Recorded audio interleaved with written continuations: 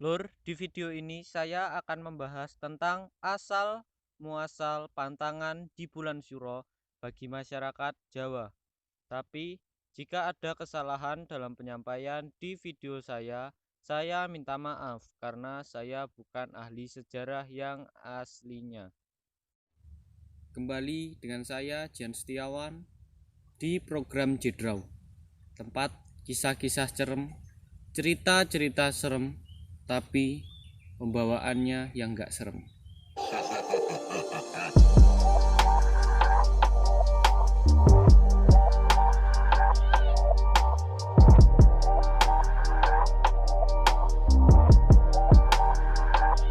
Bulan Muharram dalam penanggalan Hijriah atau yang dikenal sebagai bulan Syuro di penanggalan Jawa merupakan bulan yang dianggap memiliki aura mistis bagi masyarakat Jawa, terutama bagi masyarakat Jawa Timur, Jawa Tengah, dan Jogja khususnya. Bulan Syuro sebenarnya diambil dari kata Asyuro dalam bahasa Arab, akhirnya sampai di Jawa dengan kata Syuro. Bagi masyarakat Jawa, bulan Syuro adalah bulan yang penuh dengan pantangan bagi mereka, seperti pantangan untuk mantu, lalu pantangan pindah rumah, pantangan mengadakan hajatan, dan hal-hal yang lainnya. Sebenarnya pantangan di bulan Syuro atau kemistisan di bulan Syuro ini tidak lepas dari kisah terbunuhnya para anak cucu dari Nabi. Dan pantangan mengenai bulan Syuro ini tidak jauh dari peristiwa duka besar bagi umat muslim di bulan Muharram, yaitu tentang peristiwa terbunuhnya Sayyidina Husain di padang Karbala bersama anak-anak dan cucunya ketika tanggal 10 Muharram. Jadi ceritanya seperti ini. Jangan lupa like, komen, dan subscribe. Hehe, cerita. Yo. Dulu kan Islam turunnya pertama kali di Mekah, tapi Islam mengalami cacian hingga pindah ke Madinah. Dan di Madinah ini Islam berubah menjadi sangat besar. Dan setelah itu Islam pun berkembang kemana? Islam berkembang ke Basroh. Basroh ini adalah tempat di Irak dan Iran. Negaranya dulu Persia. Dan disinilah Nabi mengutus Ali bin Abi Thalib untuk pergi ke sana dengan tujuan menyebarkan agama Islam di sana.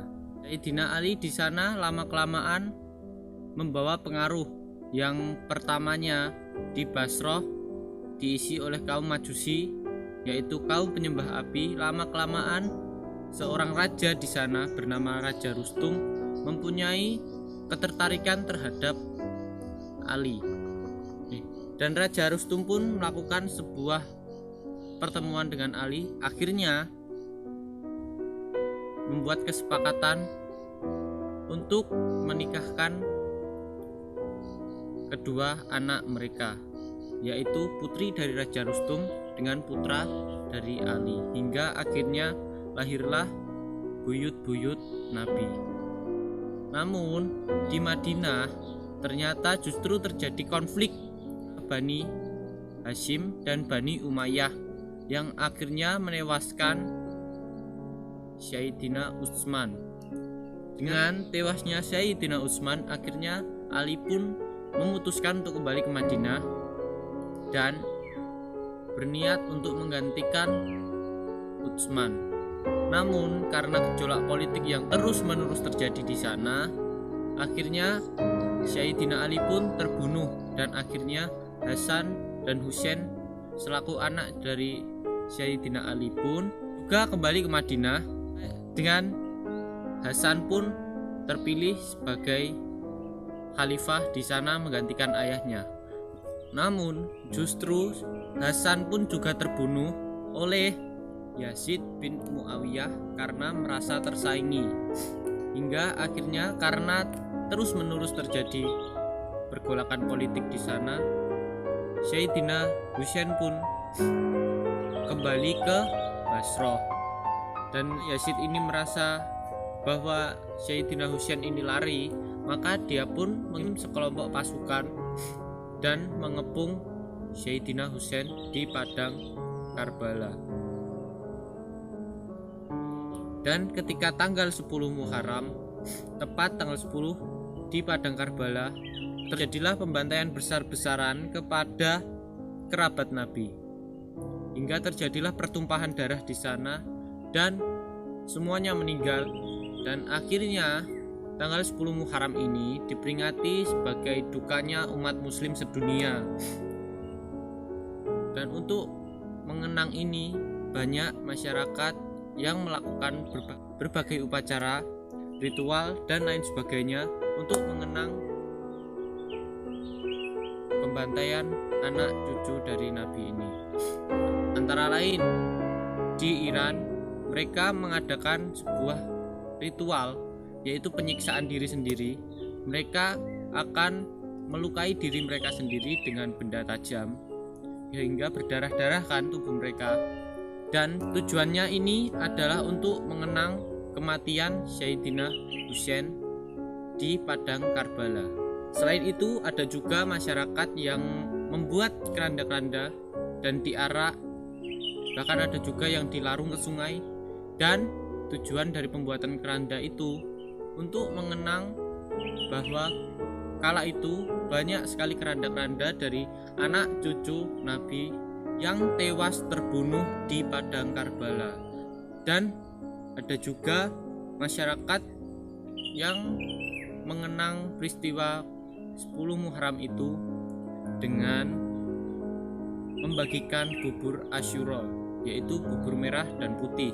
Bubur merah melambangkan darah yang tumpah dari anak cucu Nabi, sedangkan yang putih itu adalah tulang-tulang mereka. Nah, jadi gitu. Tapi terus kok di Jawa dikaitkan dengan hal-hal mistis, contoh kayak Nyi Roro Kidul mantu, lalu kayak hal-hal yang seperti itulah. Sebenarnya ini adalah sebuah isyarat dari masyarakat Jawa tentang cara-cara menghormati dengan cara yang berbeda. Dan ini merupakan masyarakat Jawa.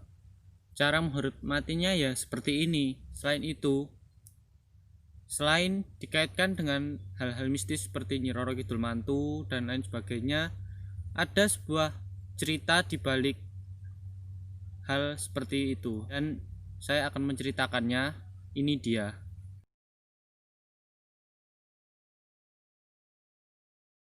Dulu ada seorang yang bernama Abdullah, yang merupakan seorang dari Pati yang ikut Belanda karena dia miskin. Dia pun pindah ke Kediri dan berganti nama menjadi Kiai Tunggul Wulung. Dan dia inilah yang menulis kitab yang berjudul Sabdo Palon Noyo Genggong. Di kitab ini ditulis bahwa Majapahit akan bangkit kembali setelah 500 tahun ke depan. Kenapa kok gini? Jadi dia menceritakan bahwa Islam yang berada di Indonesia terjadi karena Islam menyerang Majapahit. Padahal Majapahit yang aslinya, yang meruntuhkan Majapahit adalah Raja Kediri yang namanya Girindrawardana, anak cucunya Kertajaya, dan merupakan cucu dari Jayakatwang.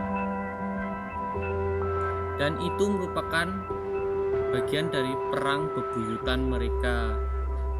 Dan cerita ini justru dibalik oleh Abdullah bahwa yang menyerang Majapahit adalah orang Islam yang berada di Demak, sehingga akhirnya terjadilah perjanjian, aku memimpin cuma 500 tahun.